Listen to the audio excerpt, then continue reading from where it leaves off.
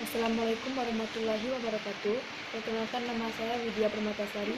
Saya dari kelas 11 IPA 3. Baiklah, sebelum saya memulai presentasi hari ini, saya akan memperlihatkan catatan dan media saya terlebih dahulu.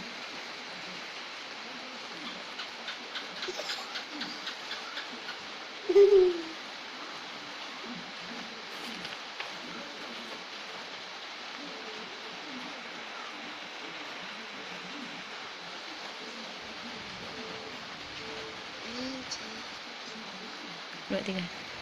Dan ini media saya.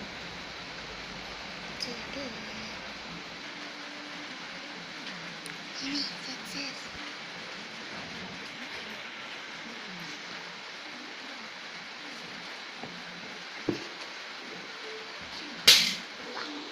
Baiklah, materi yang saya akan jelaskan pada hari ini yaitu hari pertama mengesahkan Undang-Undang Dasar serta memilih Presiden dan Wakil Presiden. Pada tanggal 18 Agustus 1945, PPKI menggelar sidang pertama yang dibentuk pada masa Jepang. Pada sidang ini berhasil mengeluarkan beberapa keputusan. Yang pertama yaitu menetapkan dan mengesahkan Undang-Undang Dasar sebagai konstitusi negara, yang kemudian dikenal dengan sebutan Undang-Undang Dasar 1945. Yang kedua, memilih Insinyur Soekarno sebagai presiden dan Dr. Andes Muhammad Hatta sebagai wakil presiden. Dan yang ketiga, untuk sementara waktu, presiden dibantu oleh Komite Nasional. Sebelum disahkan, undang-undang terdapat beberapa perubahan. Di antaranya, yang pertama, kata mukaddimah berubah menjadi pembukaan. Alinea keempat, anak kalimat yang berbunyi ketuhanan yang Maha Esa dengan menjalankan syariat Islam bagi pemeluk-pemeluknya, dan diubah menjadi ketuhanan yang Maha Esa. Yang ketiga, pembukaan alinea keempat anak kalimat menurut kemanusiaan yang adil dan beradab diubah menjadi kemanusiaan yang adil dan beradab. Dan yang keempat, pasal 6 ayat 1 yang semula berbunyi presiden ialah harus orang Indonesia asli dan beragama Islam diubah menjadi presiden ialah harus orang Indonesia asli.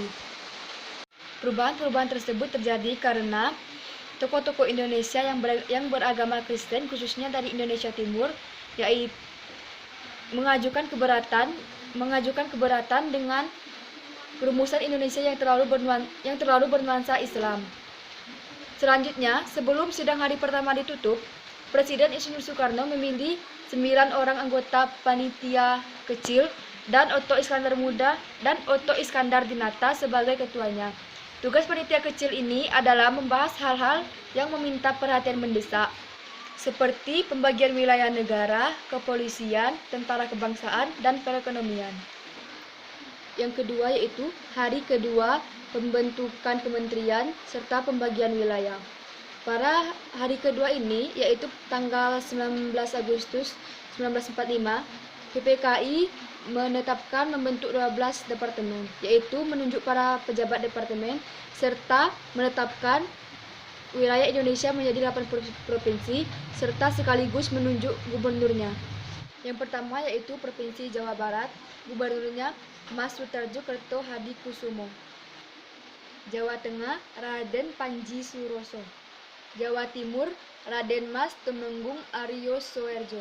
Borneo atau Kalimantan, Insinyur Muhammad Nur. Sulawesi, Dr. Sam Ratulangi. Maluku, Mr. Johannes Latu Harhari. Sunda Kecil atau Nusa Tenggara yaitu Mr. 1 Gusti Ketut Puja. Sumatera, Mr. Teku Muhammad Hasan. Selanjutnya ada 2 tambahan daerah istimewa yaitu Yogyakarta dan Surabaya. Selanjutnya ditetapkan juga 12 kementerian dalam kabinet dan lembaga negara. Kabinet yang tercantum dalam Undang-Undang Dasar adalah Kabinet Presidensial.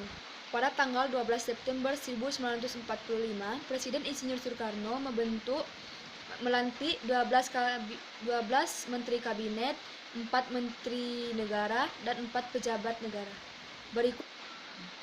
Berikut susunan kabinetnya. Yang pertama yaitu Menteri Dalam Negeri, menterinya RAA Wiranata Kusuma.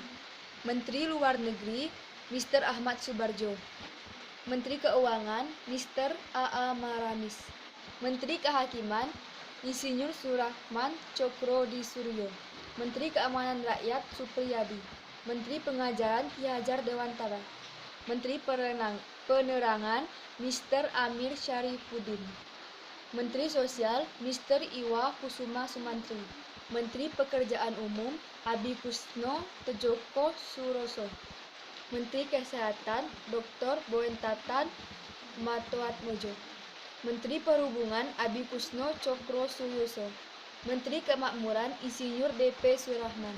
4 Menteri Negara terdiri dari yang pertama Wahid Hashim, yang kedua Dr. Muhammad Amin, yang ketiga Mr. R.N. Sartono, dan yang terakhir Otto Iskandar Dinata. Sedangkan 4 pejabat negara, Ketua Mahkamah Agung Mr. Dr. Kusumah Atmaja, Jaksa Agung Mr. Gatot Taruno Miharjo, Sekretaris Negara Mr. A.G. Pringgodikdo, dan yang terakhir yaitu juru bicara negara Sukarjo Wiryo Pranoto. Itulah presentasi yang dapat saya sampaikan. Lebih dan kurang saya mohon maaf. Saya tutup. Wabillahi taufiq wal hidayah. Wassalamualaikum warahmatullahi wabarakatuh.